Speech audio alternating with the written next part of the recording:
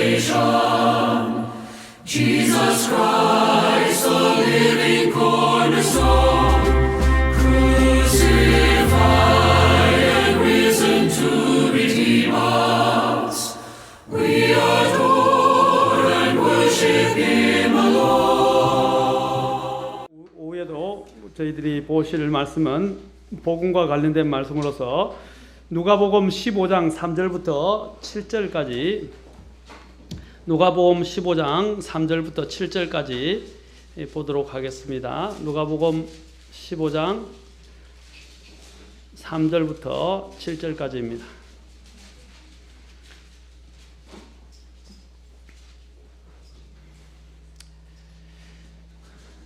자, 함께 봉독하겠습니다. 시작. 그분께서 그들에게 이 비유를 말씀하여 이르시되 너희 중에 어떤 사람에게 양 100마리가 있는데 그가 그것들 중에 한 마리를 잃어버리면 99마리를 광야에 남겨두고 잃어버린 것을 찾을 때까지 찾아다니지 아니하겠느냐. 또 그가 그것을 찾은 적 기뻐하며 그것을 자기 어깨에 메고 집에 돌아와서 자기 친구와 이웃들을 함께 불러 그들에게 이르되 나와 함께 기뻐하라. 내가 잃어버린 내 양을 찾았노라 하리라. 내가 너에게 이르노니 이와 같이 하늘에서는 회개할 필요가 없는 의로운 99 사람보다 그에게는 한 죄인으로 인하여 더 기쁨이 있으리라. 아멘. 기도하겠습니다.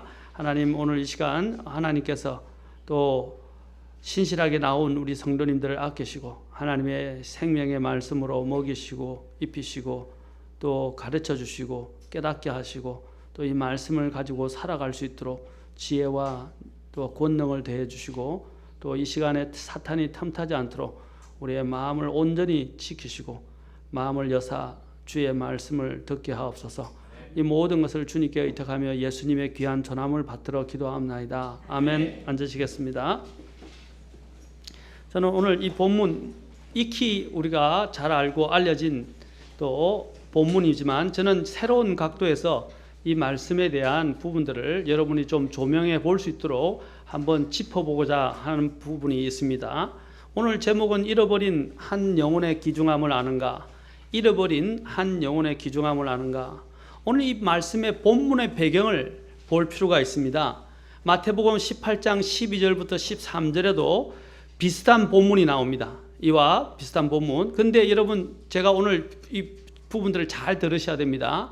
주의해야 할 부분은 마태복음과 오늘 이 누가복음의 비유가 거의 비슷한데, 그러나 여러분들이 항상 말씀을 볼 때 이 교리적인 문제는 뭘 생각하냐면 누구에게 무엇을 하는 것이 제일 중요합니다. 누가 누구에게 무엇을, 이 부분이 상당히 교리적인 적용에 있어서 중요한 부분입니다. 오늘 여기 보면 오늘 이 마태복음과 누가복음의 비유는 그 대상에 있어서도 그 내용에 있어서도 다소 차이가 있다는 것입니다. 마태복음은 어린아이를 실족해 하는 그런 문제와 관련해서 누구에게 했냐면 제자들에게 하신 비유입니다. 그런데 오늘 이 본문은 이 본문 누가복음은 바리새인들과 서기관들이 주님께서 죄인들과 함께 한다고 불평함으로 그들의 양심의 가책을 주시고자 주님이 빗대어서 비유로 말씀하신 것입니다. 아까 마태복음은 누구라고요? 제자들에게. 오늘 누가복음 지금 본문의 1절에 보니까 뭐라고 됐어요? 세리들과 죄인들이 그분의 말씀을 가까이 오니까 바리새인들과 서기관들이 수군거리며 라고 되어 있어요. 그래서 그 바리새인들과 서기관들을 가르치기 위해서 주님께서 이 본문을 들어서 말씀하셨습니다. 그래서 똑같은 내용이지만 대상이 달라요. 거기서 이제 우리는 또 중요한 부분들을 발견하게 됩니다. 누가복음 전체를 보면 이 바리새인들과 서기관들이 주님을 줄곧 대항하고 심지어는 그분을 십자가에 처형하도록 한 주역들이었습니다. 3절에 보면 그들에게 라고 말해 우리가 주의를 해야 됩니다. 곧 주님을 책잡으려고 하는 바리새인들과 서기관들에게 이 말씀을 주신 것입니다. 그러므로 마태복음과 연관 짓는다면 교리적인 혼선을 갖게 될 수도 있습니다.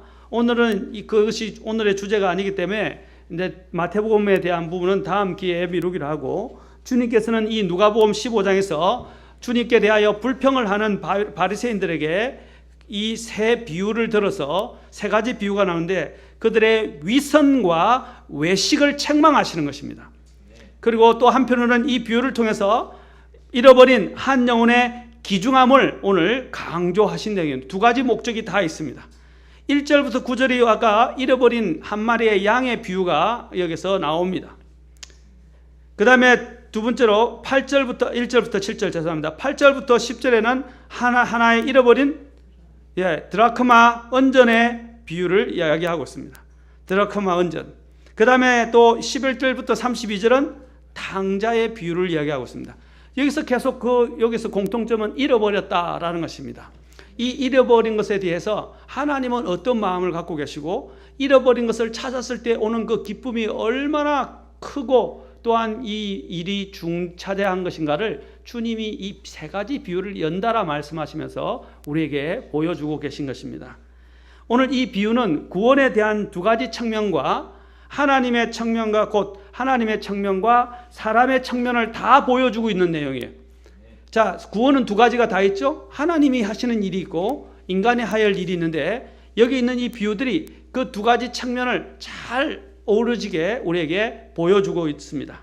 잃어버린 한 마리의 양의 비유 1절부터 7절에, 그리고 잃어버린 한 드라크마 언전의 비유 8절에서 10절에 이 구원에 대한 하나님의 측면을 보여주고 있어요.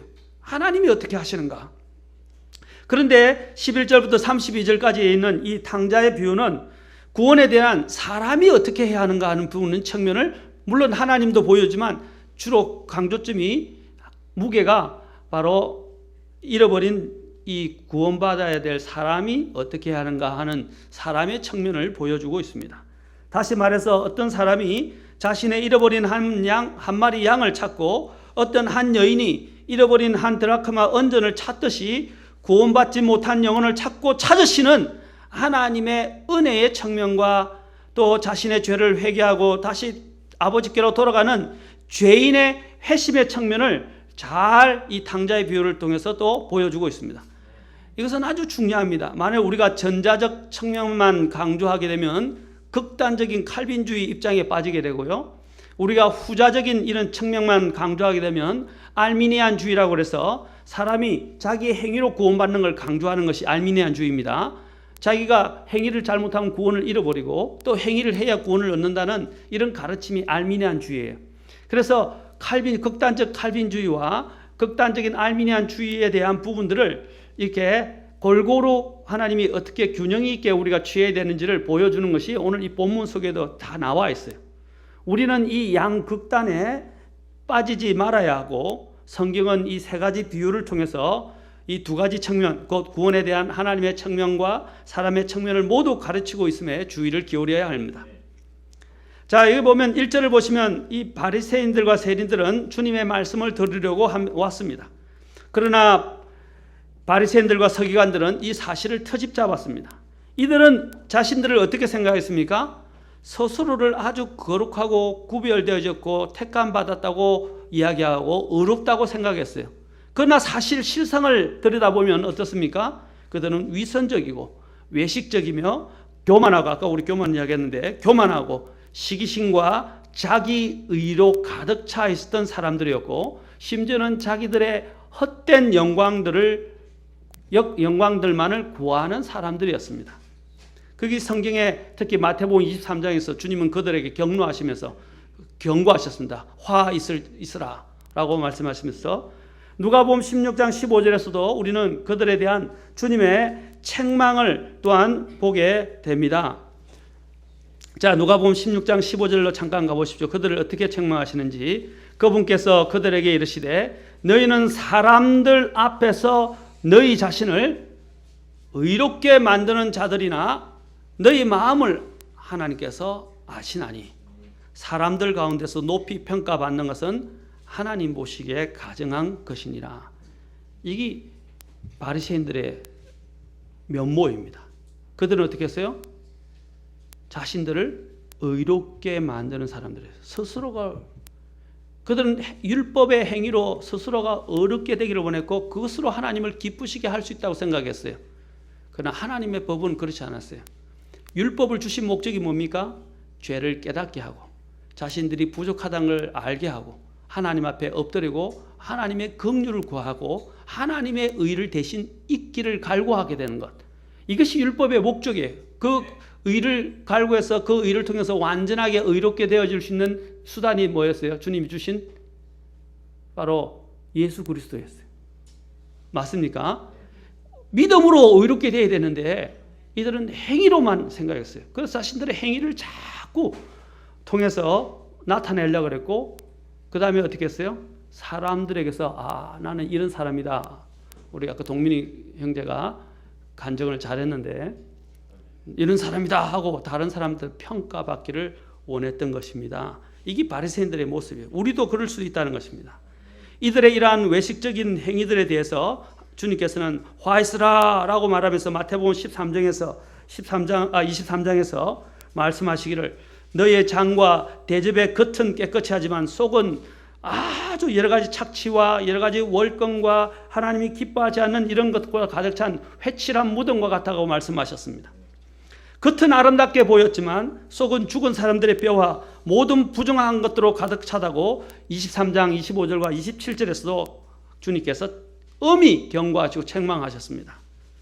하나님께서는 마태복음 23장 28절에서 이런 유의 사람들에게도 동일하게 경고를 하고 있습니다. 겉으로는 사람들에게 어렵게 보이되 속은 위선과 불법으로 가득하다.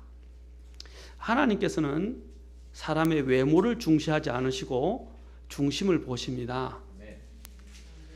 혹 나도 이런 바리새인들과 서기관들처럼 아름다운 종교적인 겉모습은 갖고 있지만 내면은 성령님으로 다시 태어나지 못하거나 아니면 이런 죽은 사람들의 뼈와 온갖 더러운 것들로 가득 차 있지는 않은지 보아야 됩니다.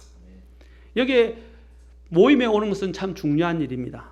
그러나 모임에 오는 것이 그 사람의 믿음을 다 보여주는 것은 아닙니다. 사람들에게는 보여줄 수 있죠. 그러나 주님이 여러분의 이 자리에 앉아있는 그 여러분의 마음의 중심을 두고 원하시는 것입니다. 그래서 경배하는 것은 킹제임스 성경에는 경배라고 되어 있지만 다른 성경들은 절하다고 되어 있다고 그랬죠. 엎드려 절한다고. 절하는 것과 경배의 차이가 뭐라 그랬어요? 마음의 차이라고 말씀드렸어요. 절한다는 것은 마음이 없어도 억지로 굴복하고 엎드릴 수 있습니다. 그러나 경배라는 건 뭐라 그랬어요? 내 마음의 내면에 있는 모든 것들을 다해서 진정으로 그분 앞에 가서 그분을 숭배하고, 그렇죠? 그분을 높여드리는 것입니다. 그리고 그분 앞에 엎드리는 거예요. 그게 경배예요. 그렇죠? 맞습니까? 네. 경배는 마음으로부터. 그러니까 주님께서 영과 진리로 경배한다. 영과 진리로 경배. 그것은 마음에서부터 시작되는 것입니다. 주님이 원하는 것은 마음의 중심이에요. 주님께서는 세리들과 죄인들의 친구라고 불리셨고 죄인의 손님이라고 손가락질을 받기까지 하셨습니다. 그게 누가복음 7장 34절과 19장 7절 전에 우리가 살펴봤던 삭개오와 관련된 사건이었습니다. 오늘 본문에서처럼 죄인들을 주님께서 받아들이시고 영접하고 그들과 함께 먹는다는 비단을 받았습니다. 이 말은 주님께서 그들과 같이 똑같이 되셨다는 말씀이 아닙니다.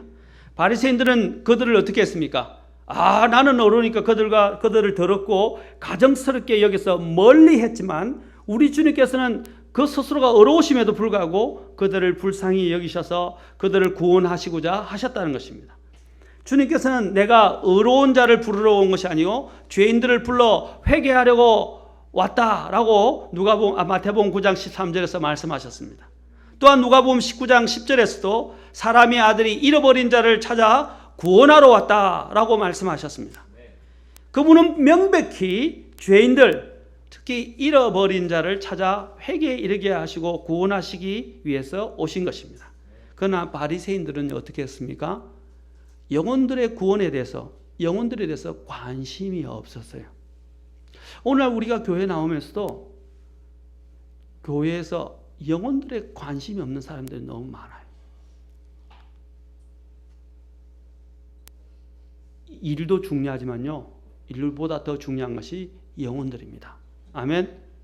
교회 사역에서 가장 균형을 이루어야 되는 부분이, 어떤 사람들은 어떤 일을 이루는 그 과업을 성취하는 일에만 목표를 두고 있고요. 어떤 사람들은 너무 지나치게 사람만 배려하는 그런 사람들이 있어요. 이 두 개가 같이 이루어져야 돼요. 하나님은 사람을 통해서 하나님의 일을 하십니다. 그렇죠? 하나님의 일을 이루고 하나님의 뜻을 성취하는 것도 중요하지만 그것을 누구와 함께? 사람들과 함께 움직여야 돼요. 그것이 우리가 이 하나님의 사역을 하는 데 있어서 꼭 배워야 될 부분입니다. 그런데 우리는 영혼의 이 바리새인들은 이렇게 영혼에 대한 관심은 없었어요.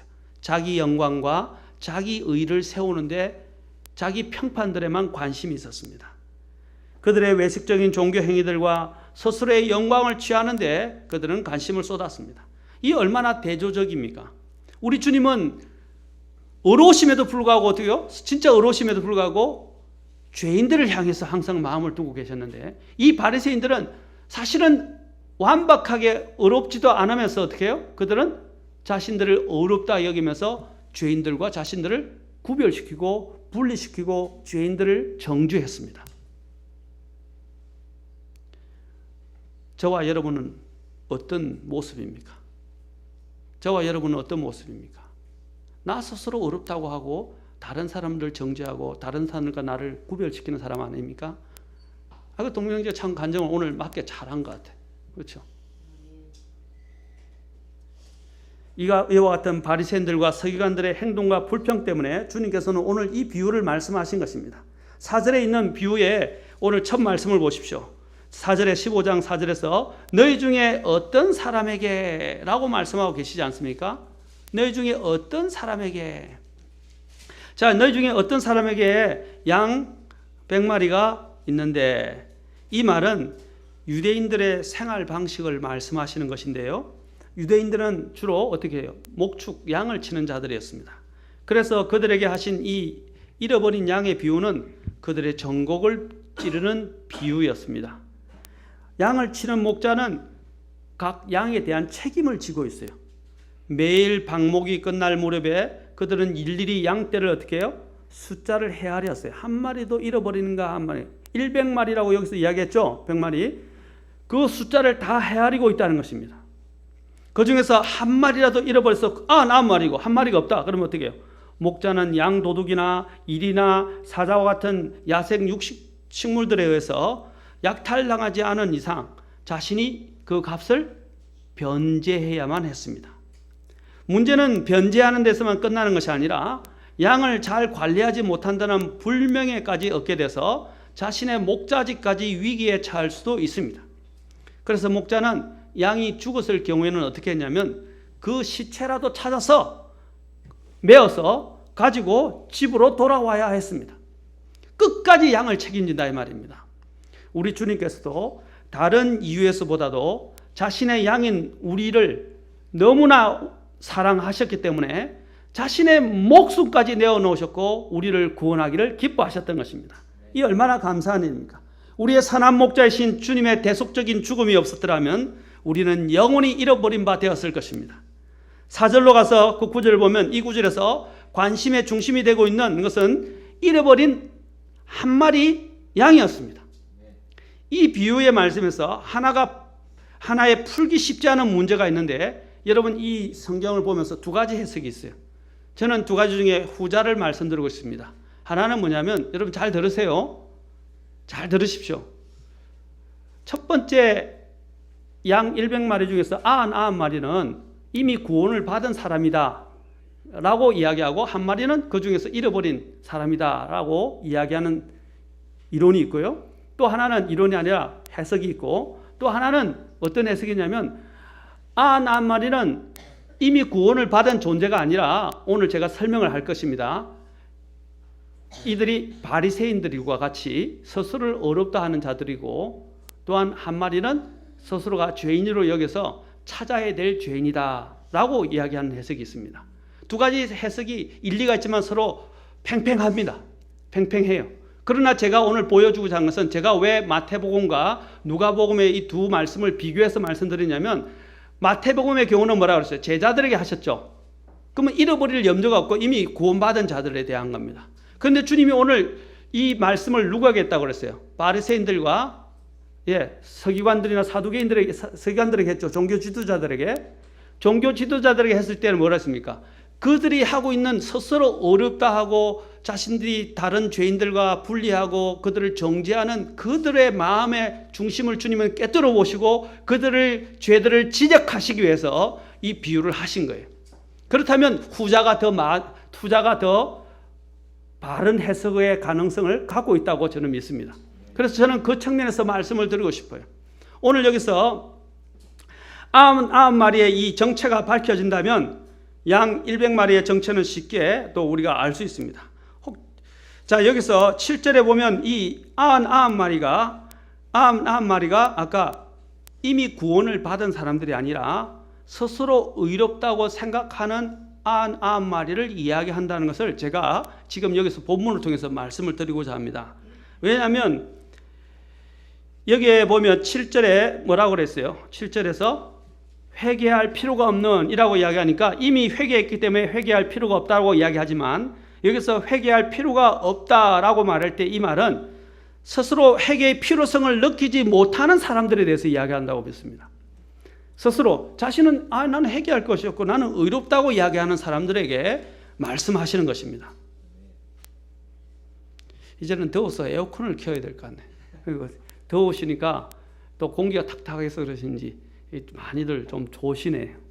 저는 열심히 이거 준비해 왔는데 좋으니까 말씀을 전하는 맛이 뚝 떨어져 버려요. 자, 졸지 마시고 들으시기 바랍니다. 자, 이미 여기 보면 전제가 이미 그 사람은 양 100마리를 가지고 있었다고 말합니다. 어떤 사람은. 근데 두 번째 그 바로 뒤에 그 중에 한 마리를 잃어버렸다고 말하고 다시 말해서 99마리는 결코 잃어버리지 않았다고 말하고 있습니다. 곧 100마리의 양, 다시 말해서 99마리와 한 마리 잃어버린 양의 원소속지는 이전에 이미 같았다는 거죠. 자, 이들은 한 종류의 무리였고 99마리는 천사나 영적 존재가 아니고 나머지 잃어버린 한 마리는 구원받지 못한 사람을 가리킬 수는 없습니다.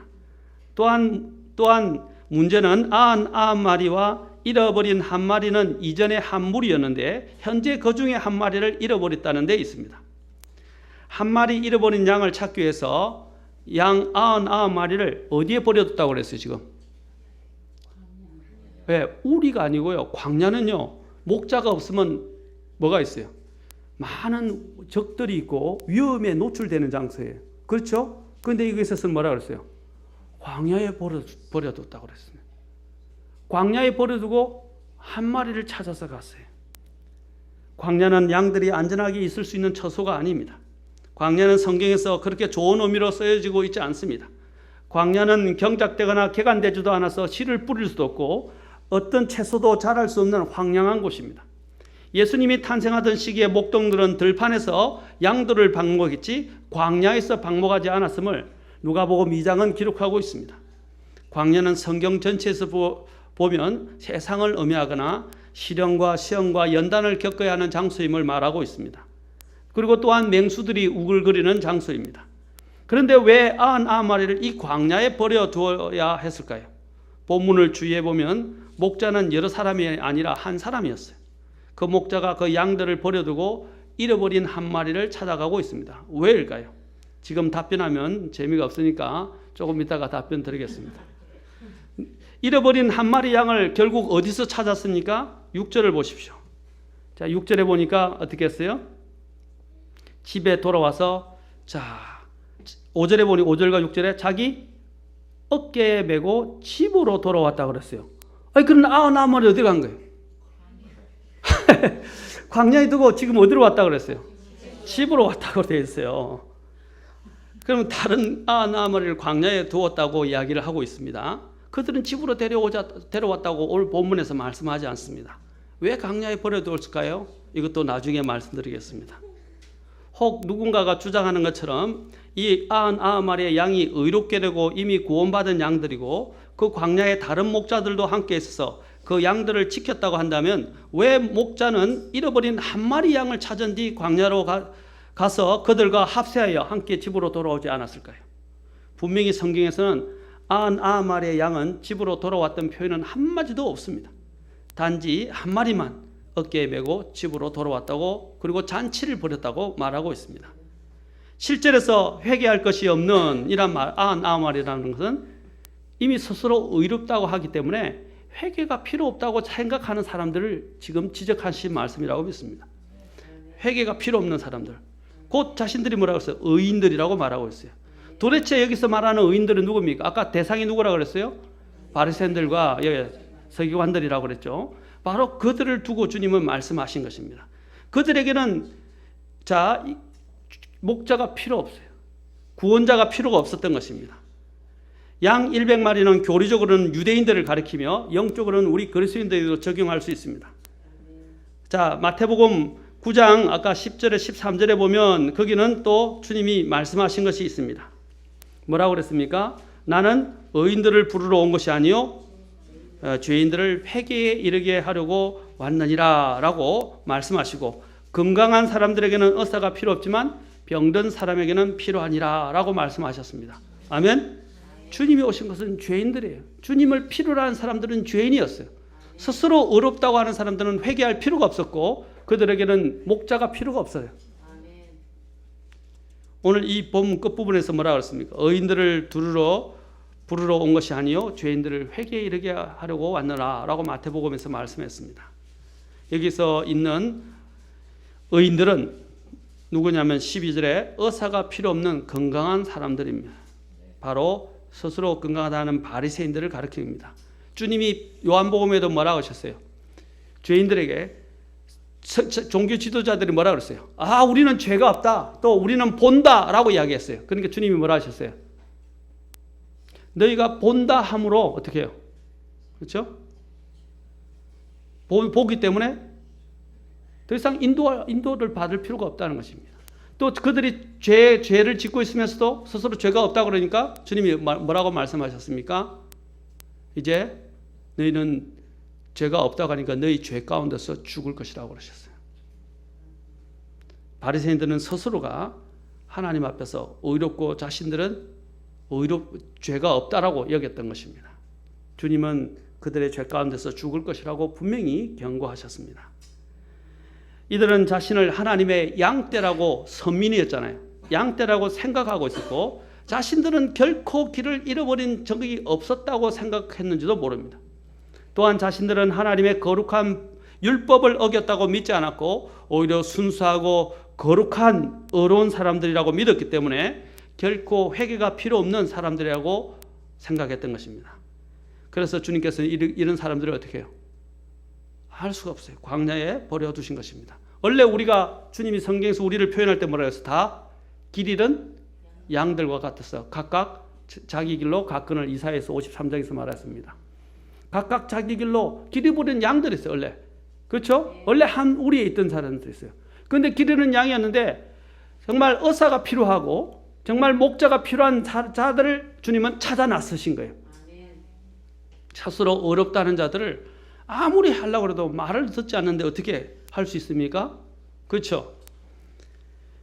그래서 주님께서는 이러한 여러 가지 영적인 원리를 바울을 통해서 또한 로마서 9장 6절과 8절에 보면 잘 설명하고 있습니다. 한번 가서 보실까요? 유대인들과 관련해서 로마서 9장 6절부터 8절.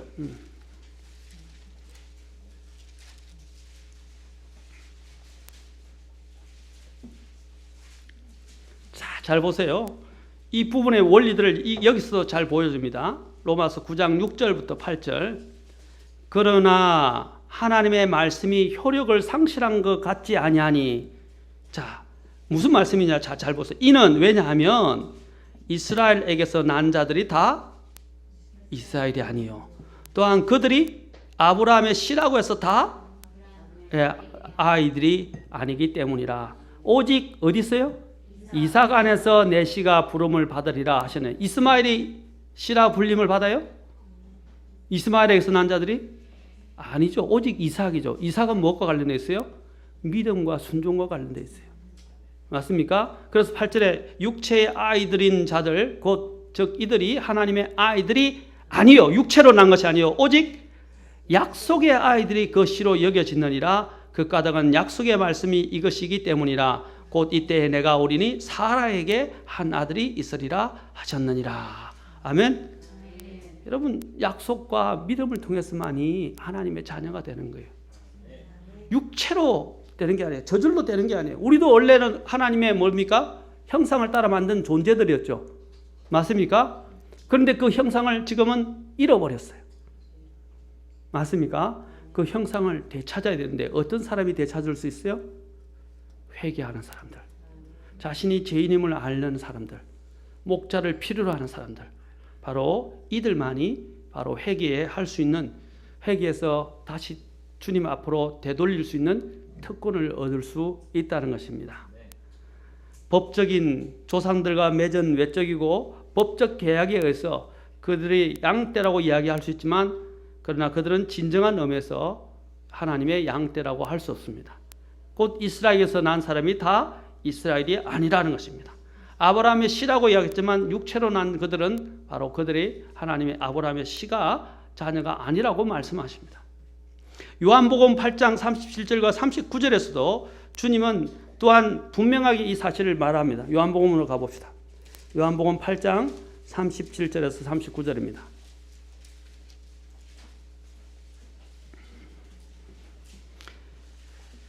원래 제가 이 말씀을 오늘 오전에 할까 했는데, 오전에 하면 새로운 사람들이나 또 믿음이 약한 사람들은 좀 지루하고 또 너무 깊은 것 같아서 제가 말씀을 바꾼 겁니다. 37절, 나도 너희가 아브라함의 씨인 줄 아노라 라고 주님이 말씀하셨어요.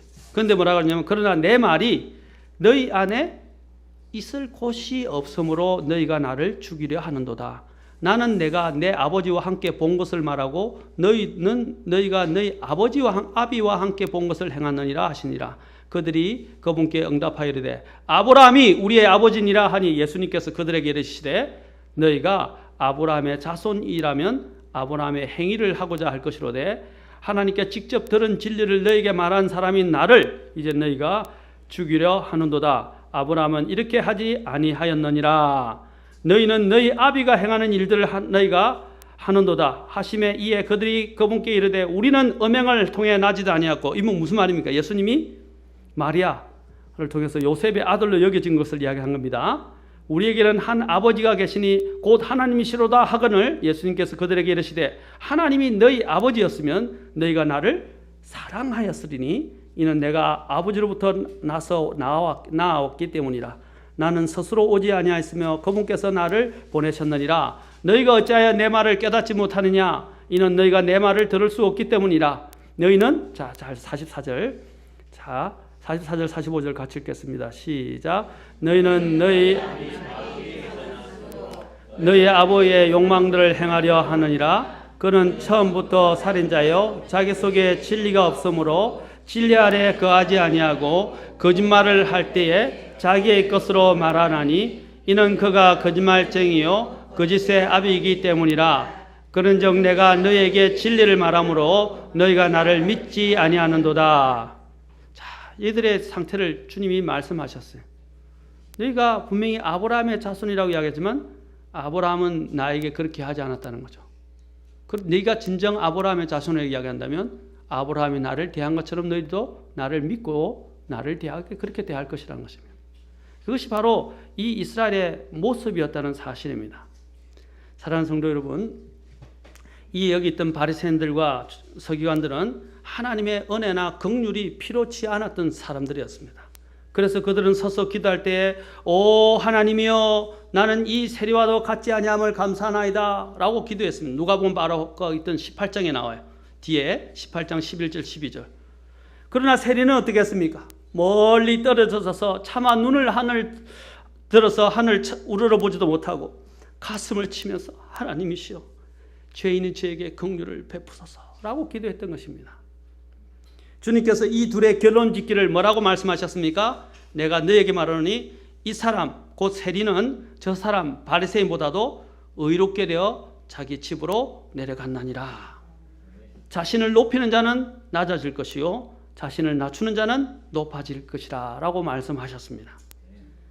저와 여러분은 어느 쪽입니까? 자신을 어렵다고 하는 바리새인이나 서기관들입니까? 아니면 하나님의 용서와 긍휼을 간절히 구하는, 자신을 낮추고 구하는 세리와 같은 자세를 가진 사람들입니까?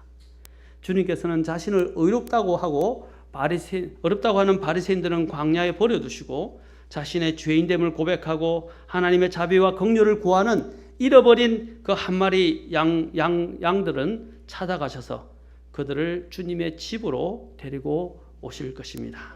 이것이 바로 주님이 원하시는 초청입니다. 요한복음 9장 41절에 너희가 소경이라면 죄가 없었을 것이나 이제 너희가 말하기를 우리가 본다 함으로 너희 죄가 남아 있느니라 그랬어요. 보지도 못하는데 본다고 그러는 거예요.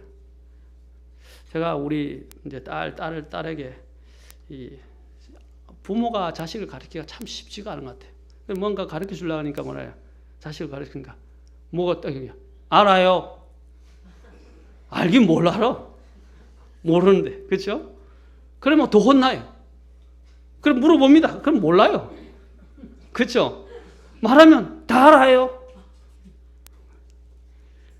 모르잖아요. 그렇죠? 모르면 모른다고 이야기를 해야지. 그런데 모르는데도 안다고 하니까 부모가 더 화가 나는 거예요. 그러니까 더 잘 안 해주게 돼요. 맞습니까? 아빠 몰라요. 애교를 들면서 아빠 도와주세요. 이렇게 하면 아빠가 하하하 하면서, 그렇죠? 맛있는 거 사다 주고 머리다 쓰다듬어 주고 이렇게 더 친절하게 할 건데 계속 모르면서 안다고 하니까. 그렇죠?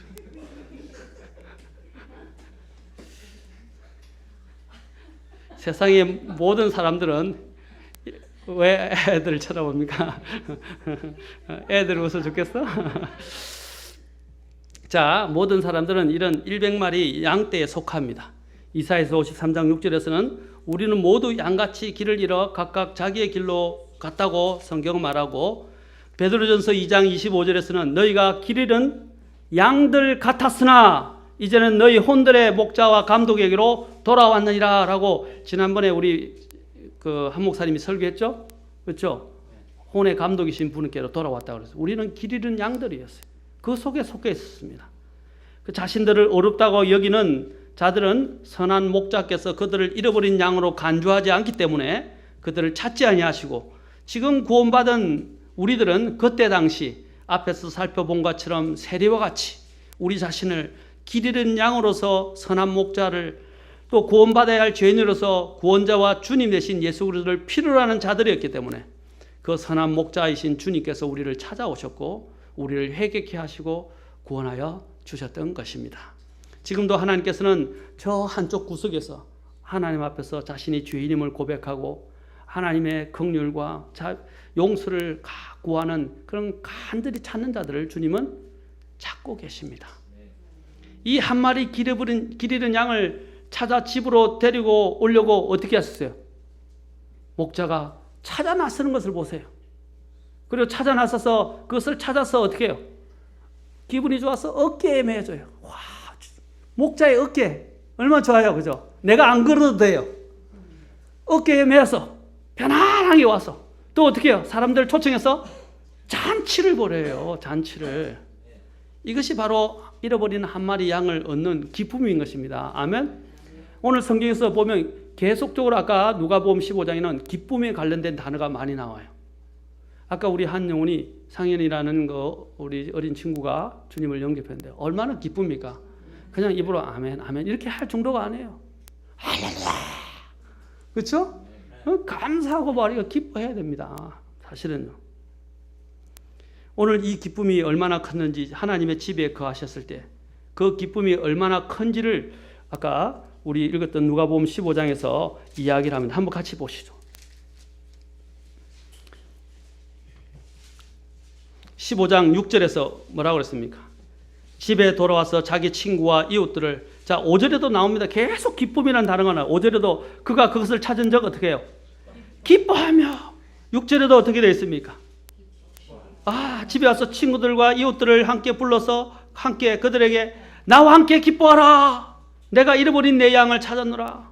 또 7절 보세요. 또 어떻게 이야기했어요? 회개할 필요가 없는 어려운 99 사람보다 회개하는 한 죄인으로 인하여 더 기쁨이 있느니라. 아멘.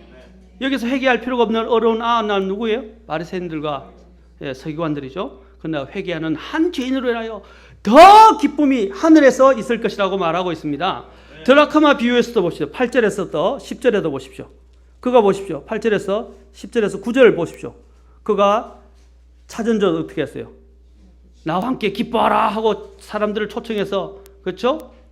그 다음에 10절에도 바로 똑같은 말씀을 회개하는 한 죄인으로 인하여 하나님의 천사들 앞에서 기쁨이 있느니라. 아멘. 그리고 또 잃어버린 아들의 비유를 보십시오. 잃어버린 아들의 비유를 보았을 때 이 아버지가 이 아들을 찾은 그 기쁨을 어떻게 표현하고 있습니까? 그가 기다리다가 아들이 오는 것을 보고 뛰어가서 그들을 부둥켜 안고 키스하고 씻기고 새 옷을 주고 반지를 주고 다시, 그러면서 32절에 뭐라고 그랬습니까? 우리가 즐거워하고 기뻐하는 것이 마땅하니라. 아멘. 계속적으로 이 영혼을 얻는 기쁨에 대해서 오늘 하나님이 계속 표현하십니다. 아멘. 이 얼마나 기쁜 일입니까? 내 자식이 죽어가다가, 여러분 죽어갔는데, 예? 죽어가다가 살아났어요.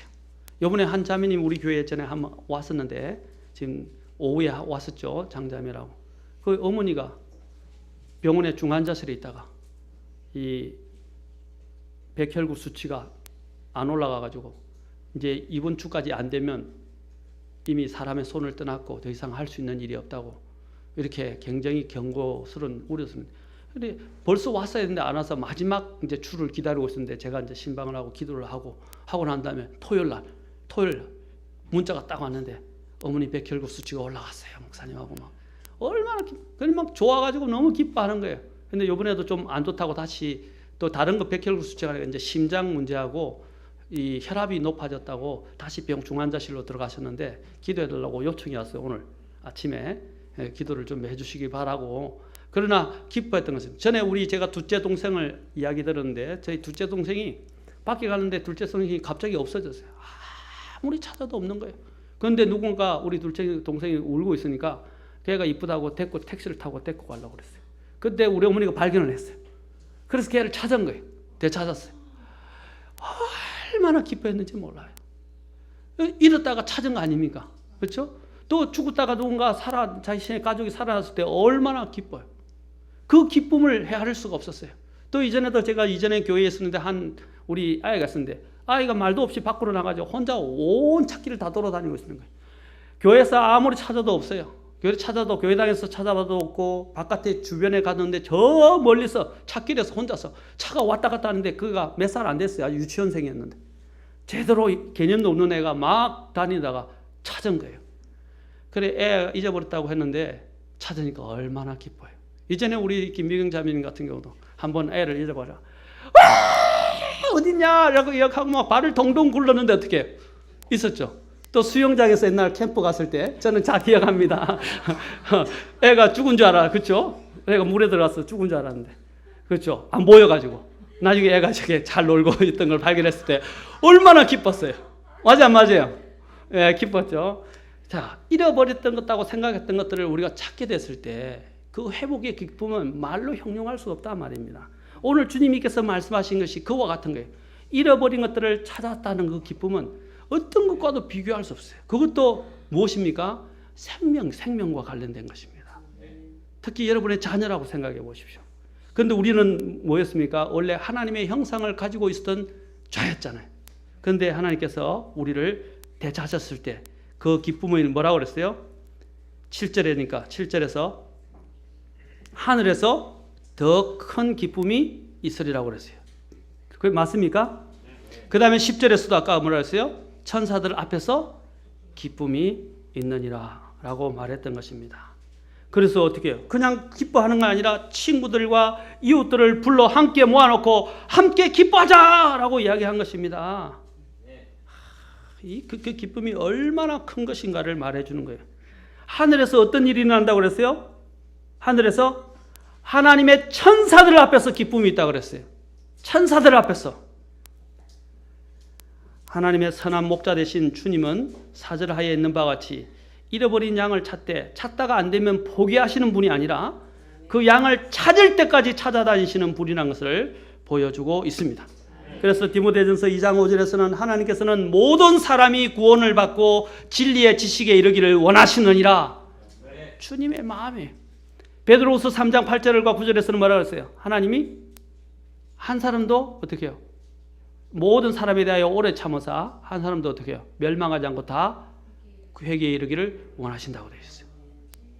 그게 하나님의 마음입니다. 그 마음을 우리 믿은 구원받은 우리 성도들이 동일한 마음을 가지고 있어야 돼요. 아멘. 네. 그리고 영혼을 얻었을 때 좀 우리 교회도 좀 힘차게 기뻐하면 좋겠어요. 네. 그냥 이 지붕이 떠나가도록 아멘 감사합니다 하면 좋겠어요. 네. 아멘. 좀 표현을 하세요. 저는 표현하는 거죠. 하나님 앞에 표현하셔야 돼요. 내가 아내를 사랑하는데 여보 사랑해 이렇게 하는 거하고 그렇죠? 아 여보 정말 사랑해 손을 잡아주면서 그렇죠? 좋아요 안 좋아요? 다르죠? 아내가 감동을 먹는단 말입니다. 말로만 사랑한다는 거. 여보 사랑해 내가 설거지 해줄게. 그렇죠? 아내가 감동을 받지 않겠어요? 요즘 제가 설거지 자주 해줍니다. 힘들다 그래서. 자 여러분 표현을 하셔야 돼요. 정말 하나님 앞에서는 표현력이 대단히 중요합니다. 제가 마음이 안타까운 건 뭐냐면 감사한데도 감사하다고 표현 안 하고 그렇죠? 또 기쁜데도 기쁘다고 표현을 안 하고 그러면 안 된대요. 슬플 때는 또 표현을 해요. 그렇죠? 여러분 표현을 하셔야 돼요. 그것이 하나님이 주신 마음입니다. 아멘? 기뻐하라고 성경은 말하고 있어요. 기뻐하라 여기서 나오잖아요. 마지막 예화를 들려드리고 마치겠습니다. 유명한 설교가였던 필립스 블룩스 목사님이 계셨는데 굉장히 유명한 목사님입니다. 몹시 아파서 아무도 만나려 하지 않았습니다. 너무 아파서. 이러한 소식을 전해 듣게 된 불가지론자인 그의 친구 로버트 잉거솔이 그를 방문해도 좋겠느냐고 전화를 했습니다. 그는 즉시 성락을 했습니다. 그러자 그 친구 잉거솔이 말했습니다. 자네가 이렇게 내게 성락을 해주어서 고맙게 생각하네. 그런데 다른 모든 친구들은 거절을 하고 왜 나만 만나는 것인가? 라고 물었어요. 그러자 이 필립스 브룩스 목사님이 대답하기를 그 이유는 이렇다네. 내게 다른 친구들은 다음 세상에서 만날 수 있다는 확신이 있지만 자네를 만날 수 있다는 기회는 이번이 마지막이 될지도 모르는 일일세. 그래서 그렇다 했다네. 그러니까 그제서야 인것을. 이 사람이 나중에 구원받습니다. 근데 하나님의 뜻에 따라서 우리도 마찬가지예요. 무엇이 더 중요한가를 생각해야 됩니다. 한 영혼을 항상 생각하시고 기도하시고 그들을 위하여 항상 애를 쓰는 우리 주님처럼 찾아가는 사람들이 되어야 할 것입니다. 질병으로 인해서 고국으로 후송된 또 한 젊은 선교사의 소원이 있었습니다. 그는 너무 간절하게도 선교지로 되돌아가고자 애를 쓰는가 하고 사람들이 왜 그렇게 애를 쓰십니까 하고 묻자 그는 왜냐하면요 그들을 생각하느라 잠을 잘 수가 없었기 때문입니다 라고 대답했습니다. 바로 이 선교사는 왜 잠을 못 자면 자기 아픈 것보다도 자기가 두고 왔던 그 선교지의 그 잃어버린 영혼에 대한 그 생각 때문에 잠을 못 이루는 거예요. 맞습니까? 저도 제가 중국에 가지만 중국에 가면 항상 전화해요. 중국에서. 우리 집사님도 자주 받으셨는데 제가 전화해요. 왜 그렇습니까? 항상 우리 교회를 내 마음에 두고 있기 때문에. 그래서 전화해서 물어보고 안부 묻고 오늘 새로운 사람이 있었는지 안 나온 사람이 있었는지 아니면 한 목사님한테 물기도 해요. 전화 받아서. 그래서 우리 교회에 어떤 특별한 문제가 있었거나 아픈 사람은 없었는지 물어본다 이 말입니다. 왜? 제 마음속에 우리 교회에 대한 염려가 있고 우리 교회를 사랑하기 때문입니다. 아멘? 여러분도 마찬가지입니다. 항상 여러분들의 마음속에 영혼들을 생각하고 특히 잃어버린 나의 가족들, 친구들, 주변에 있는 동료들, 이웃들을 항상 마음에 두시고 주님의 마음처럼 그들을 위해서 기도하고 그들을 찾아가고자 하고 또 그들을 어떻게 했었는지 한 사람이라도 더 얻고자. 아까 사도 바울이 오전에 말했어요. 다만 몇 명이라도 어떻게 몇 사람이라도 구원을 받게 하고자 하는 마음으로 간절히 원했던 마음을 저는 오늘 이 부분에서 우리 주님의 마음을 발견할 수 있기를 바랍니다. 자기 스스로 의롭다는 자들에게는 주님은 가지 않습니다. 그러나 그들을 필요하는 사람들은 곳곳에 있다는 것입니다. 주님이 모든 것들을 다 버려두고 그 한 마리 잃어버린 양을 찾아서 주님께서 떠나신 것처럼 우리도 또한 잃어버린 양이 주님을 찾고 있다면 어떻게 해요? 돈을 들여서라도 아까워하지 마시고 시간을 들여서라도 박차고 가셔야 됩니다. 이런 부분들을 저는 성경에서 많이 발견할 수 있는데 다음에 제가 또 계속해서 시리즈로 우리 주님이 어떠한 삶을 사셨는지를 복음을 위해서 쭉 한 번 더 살펴볼 것입니다. 마지막으로 제가 중국이 아니고 목포에 이전에 목포와 청송에 교도소 사역을 갔어요. 어떤 분들이 와서 이렇게 이야기합니다. 왜 목사님 안양 여기 가까이 있는 안양 교도소도 있고 여기 여러 교도소들 대전에도 있고 가까이 있는 데도 있는데 왜 굳이 목포와 청송을 가십니까? 마라나타 임동수 목사님과 같이 다녔어요. 한 달에 한 번씩 새벽에 우리 집 사람이 합니다. 새벽에 4시에 일어나가지고 주일날도 늦게 들어와서 12시 넘어서 자고 새벽 4시에 일어나서 챙겨가지고 새벽에 같이 출발해서 거기 11시에 도착해서 11시부터 집회를 해서 2, 3시 돼서 다시 올라와가지고 서울까지 오면 서울에 한 7, 8시, 9시 이렇게 됐어요. 굉장히 피곤한 나날들을 보냈습니다. 기름도 많이 들어가죠. 돈도 많이 들어가죠. 몸은 몸대로 축나죠. 주일날 설교하고 난 다음에 목사님들 제일 힘든 데가 월요일이에요. 그리고 월요일에 새벽까지 또 떠나서 그들에게 가서 또 교도소 사역을 하죠. 또 거기만 목포만 갑니까? 어떤 데는 청송까지 갔는 데 있어요. 그래서 목포하고 청송까지 반대잖아요. 그렇죠? 그럼 왜 그렇게 고생을 하시면서 그렇게 하십니까? 한마디 대답은 한 가지였어요. 구원받아야 할 사람들이 그곳에 기다리고 있기 때문이었어요. 그래서 교도소 사역을 오랫동안 몇 년 동안 했었습니다. 같이. 그러다 나중에 너무 힘들어서 저는 청송을 맡고 이제 임 목사님은 목포를 맡아서 목포는 임 목사님이 가시고 저는 청송으로 갔어요. 청송교도소. 청송이 더 멀더라고요. 왜냐면 산골짜를 타고 가요. 산골을 타고 가야 돼요. 산골. 그래서 바꿀 걸 잘못했나 봐요. 자, 제가 그냥 우스개로 말씀드렸지만 정말 그곳에서도 한 영혼이 구원받아야 할 사람들이 있었기 때문에 모든 피곤함과 돈과 어려움을 마다하고 그곳까지 간 것입니다. 아멘? 그래서 선교사님들이 귀하다는 거예요. 내가 갈 수 없었던 것들을 그들은 모든 열악한 환경과 상황에도 불구하고 믿음으로 떠난 거 아닙니까? 맞습니까? 얼마나 그들이 영혼을 생각하는 마음이 있었기 때문에 바로 그렇게 한 것입니다. 저와 여러분들도 영혼을 생각하는 마음을 누구보다 남다르게 우리 주님처럼 가지시는 저와 여러분이 되시기를 바랍니다. 아멘. 그리고 기도하시고 구령합시다. 아멘. 기도하겠습니다. 다 같이 일어나시죠.